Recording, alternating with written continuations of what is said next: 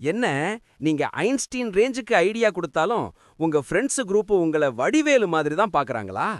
டேய், இதையே தான்டா நானும் சொன்னேன்னு நீங்க கத்துறது எனக்கு கேக்குது. ஏன் இந்த பாரபட்சம்? வாங்க, கதறாம கத்துக்கலாம். டிப் 1. நீங்க பேசும்போதே கை, காலு, உடம்பு எல்லாம் ஆடுனா நீங்க பயப்படுறீங்கன்னு அர்த்தம். அப்புறம் எப்படி மத்தவங்க உங்கள மதிப்பாங்க? முதல்ல உடம்ப ஸ்டெடியா வச்சுக்கோங்க. பேசும்போது கைகளை மட்டும் மெதுவா அசைங்க. டிப் 2. கடகடன்னு பேசி முடிக்காதீங்க. வார்த்தைகளுக்கு நடுவுல ஒரு சின்ன கேப் விடுங்க. நிதானமா பேசுறவங்க பேச்சுல தான் அதிக வெயிட் இருக்கும். புல்லட் வேகமா போறதை விட குறிபார்த்து போறது தான் முக்கியம். டிப் 3. எலி பந்து தேடுற மாதிரி இங்கேயும் அங்கேயும் பார்த்துட்டு பேசாதீங்க. நேருக்கு நேர் கண்ணை பார்த்து பேசுங்க. நீங்க சொல்ற விஷயம் மேல உங்களுக்கு நம்பிக்கை இருக்குன்னு அப்போதான் மத்தவங்களுக்கு தெரியும். டிப் 4.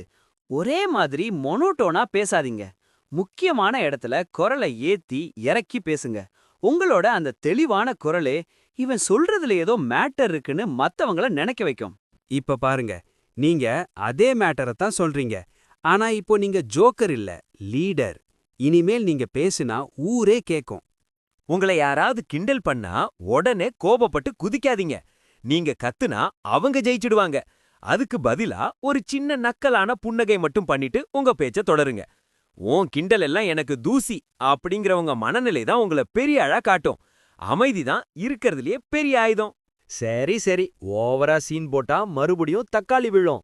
இந்த வீடியோ பிடிச்சிருந்தா அந்த சீன் போடுற ஃப்ரெண்டுக்கு ஷேர் பண்ணுங்க, சப்ஸ்கிரைப் பண்ணுங்க. இல்லனா உங்க ஐடியா எல்லாம் அடுத்தவன் பேசிட்டு போயிடுவான். பாய்.